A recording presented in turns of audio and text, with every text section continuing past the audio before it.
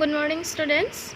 আজি তোমালোকৰ লগত অনুশীলনী 1.4 ৰ question number 1 ক্ৰমাগত পৰিৱৰ্তনৰ সহায়ত 3.765 সংখ্যাটো সংখ্যা ৰেখাত প্ৰদৰ্শন কৰা এটো আলোচনা কৰিবলৈ লৈছো।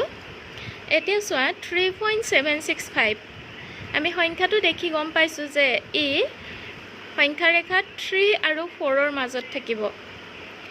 আমি সংখ্যা ৰেখা এটা আঁকি ললো তাত 3 আৰু 4 ৰ মাজত আমি সমান 10টা ভাগ কৰিছো। প্ৰথমটো 3.1 3.2 3.3 তেনেদৰে লৈছো। এতিয়া চাবা 3.7 টো আমি লম।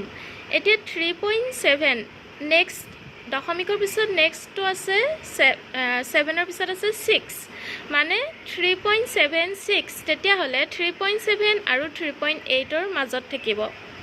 এতিয়া আমি 3.7 আৰু 3.8 ৰ মাজত তেনেদৰে আকৌ 10টা ভাগ কৰিলো।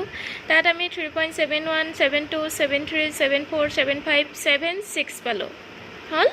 এতিয়া তাৰ পিছত আছে 3.765 এটো কাৰ মাজত থাকিব 3.76 আৰু 3.77 ৰ মাজত।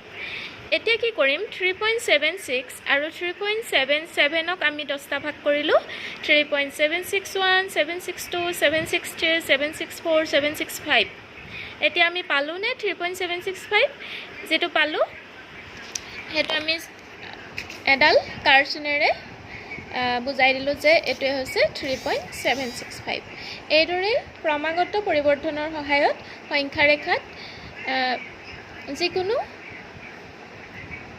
সংখ্যা আমি প্ৰদৰ্শন কৰিব পাৰো। ইয়াৰ পিছৰ কোৱেশ্চনটো আছিল 4.26 সংখ্যাটো চতুৰ্থ দশমিক স্থানলৈ সংখ্যা ৰেখাত প্ৰদৰ্শন কৰা। এতিয়া কৈছে চতুৰ্থ দশমিক স্থান মানে আমি 4.26 6 ৰ ওপৰত বাৰ আছে গতিকে 4.2666 তিনটা 6 লিখিব পাৰিম। এতিয়া তেনেকৈ আমি প্ৰথম লিখিম 4 আৰু 5 ৰ মাজত তাৰ পিছত আমি আহিব 4.2 আৰু 4.3 ৰ মাজত তেনেদৰে আমি আগবাঢ়িম। তোমালোকে নিজেই কৰি চাবাচোন।